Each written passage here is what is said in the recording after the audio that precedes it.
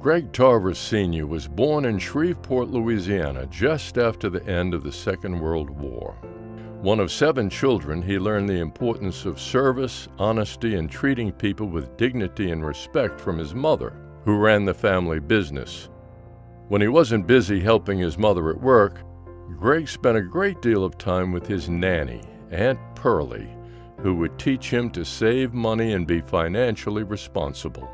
After attending Alton High School in Illinois, Tarver returned to Louisiana to enroll at Grambling State University and resume working for the family business. But his studies would be cut short in 1967 when he was drafted to serve in the Vietnam War. It would be that experience, risking his life for a country that treated him as a second-class citizen, that would inspire him to join the fight for social change that would chart a course for the rest of his life.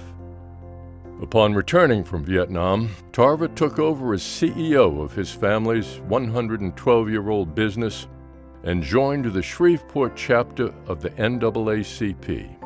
Actively participating in boycotts and marches, he quickly became a civil rights leader in Shreveport.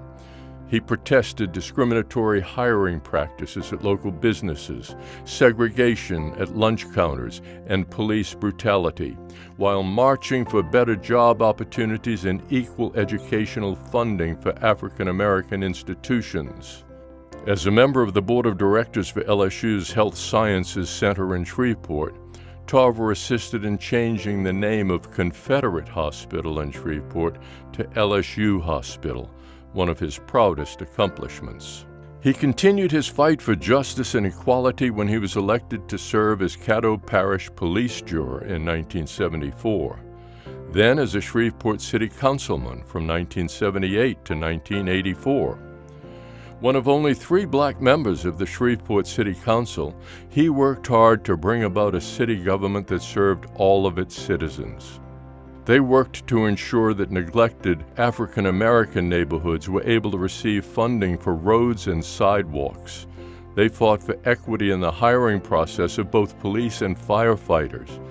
And he was instrumental in creating the Shreveport Home Mortgage Authority, which built housing for low and moderate income areas and provided financing for the mortgages. Upon his election to the state Senate in 1984, Tarver became the first African American to serve as senator in northern Louisiana since Reconstruction. He continued his fight as a champion of greater access and opportunity by working to ensure the state's historically black colleges and universities received equitable funding, particularly Southern University in Shreveport. After 20 years in the Senate, Tarver took a hiatus in 2004 to spend more time with family and focus on his business. But he was called back to public service in 2011 when he was re-elected to his former Senate seat.